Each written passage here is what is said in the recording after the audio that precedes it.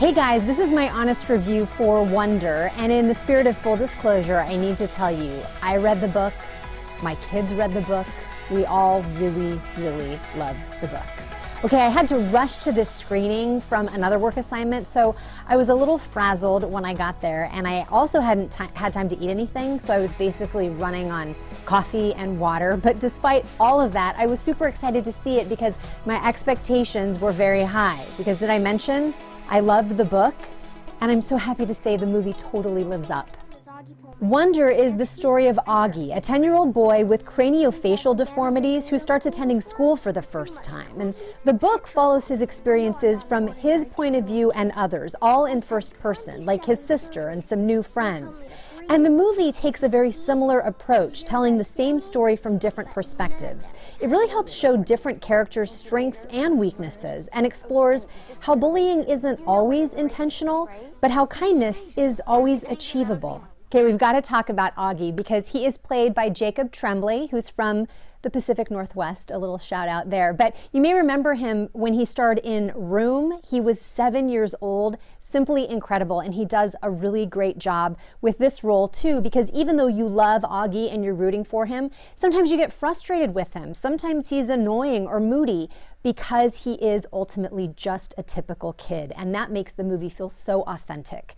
The other person who really makes this movie just is Julia Roberts. She is at her very best in this film. There are some moments where she doesn't even have to say anything at all. You just see a look across her face, and as a mom myself, I seriously got goosebumps. She's just tremendous. The other real standout in this movie is a kid who plays Augie's best friend. His name's Noah Jupe. He's actually a British actor. He was most recently in Suburbicon, and his performance in this movie is so real, so earnest. You just feel like there is not one part of him that is untrue. And honestly, his authenticity extends throughout the movie with all the characters in a way that really can't be overstated. Where other movies of this nature tend to sort of manipulate you or be sickly sweet, Wonder is effective because it never feels cloying. Kids hear all the time that bullying is bad, right? But they don't always hear that kindness can be tough for kids who don't learn it at home, or that honesty can sometimes sting, or that it's okay to talk about things that make us uncomfortable. Wonder helps introduce those ideas in a smart, entertaining, and compelling way. And it is also guaranteed to make you cry if you have even just the smallest of emotions percolating inside your body. I wept through the entire movie, and it's not all sad. A lot of it was happy tears, but I just kept like pulling Kleenexes out of my bag because I could barely handle it.